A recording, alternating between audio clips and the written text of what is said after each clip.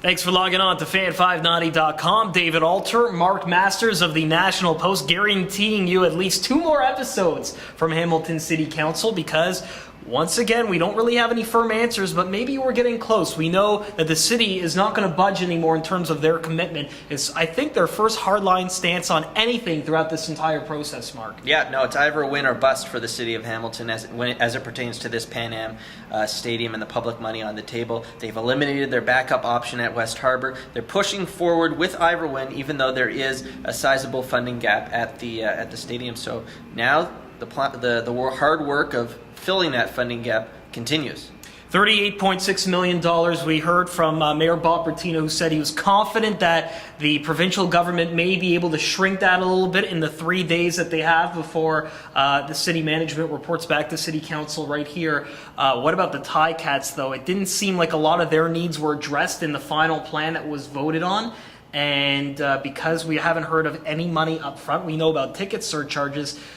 That part I think I'm a little concerned about because they've been very mum on the whole process, and as we know from day one that this was never their first option as well. Yeah, but I mean, they're in the same position as the city in terms of desperation, which is why city manager Chris Murray has been confident that they'll get a negotiated settlement for a 20-year lease agreement done. The Ticats simply don't have anywhere else to go in the city of Hamilton, so it's got to be Ivor Wynne.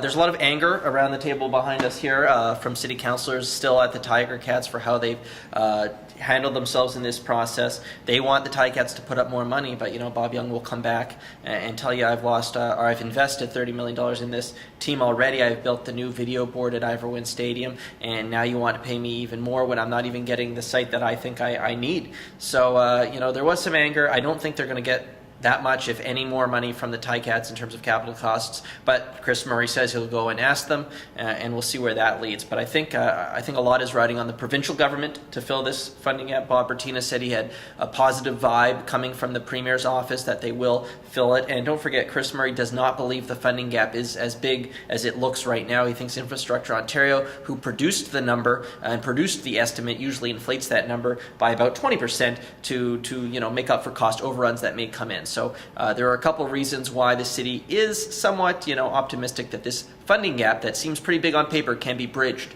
So if we factor 20% and they come down, that's maybe another $5 to $6 million that it comes down from the 38.6. We got to think about some of the other things. Say this does come to an agreement, though. Ron Joyce, we learned that Ron Joyce, where the McMaster Marauders play their football and soccer and assorted other things, would be expanded temporarily by 10,000 seats to accommodate the Ticats because there's just no way that they would be able to play at the Ivor Wynne grounds during 2012 and some of 2013 as well during construction. How do you think that will all play out? Well, we don't know really anything for sure. Nothing has been etched in stone. We heard from city staff. They say that the tentative plan is Ron Joyce Stadium.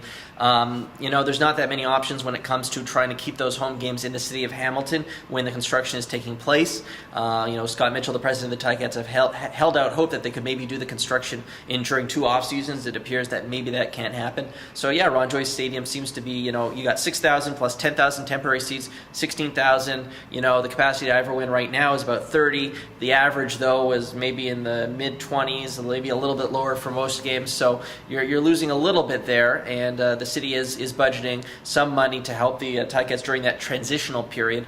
But yeah, Ron Joyce, the bottom line was there was no perfect solution to where the Ticats would go when Ivor Wynne was being renovated. So Ron Joyce just happened to be the best of a bad situation, it would appear.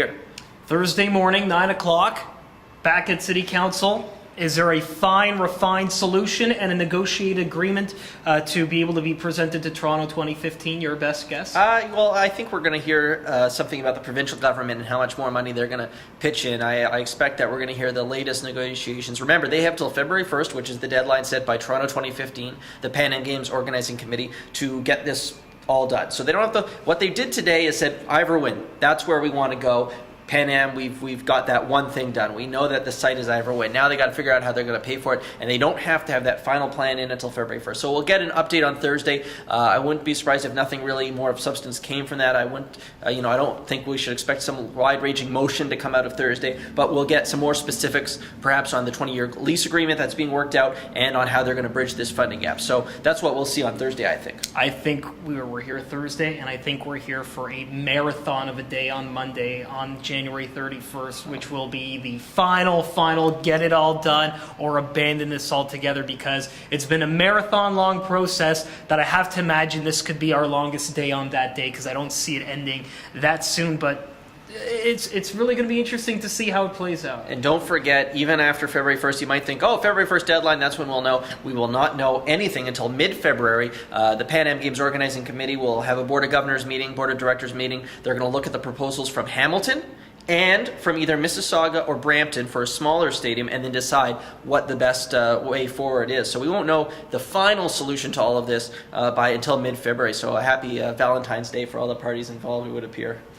He's Mark Masters. You can catch his work on nationalpost.com, or you can pick up the paper. Thanks for logging on to fan590.com.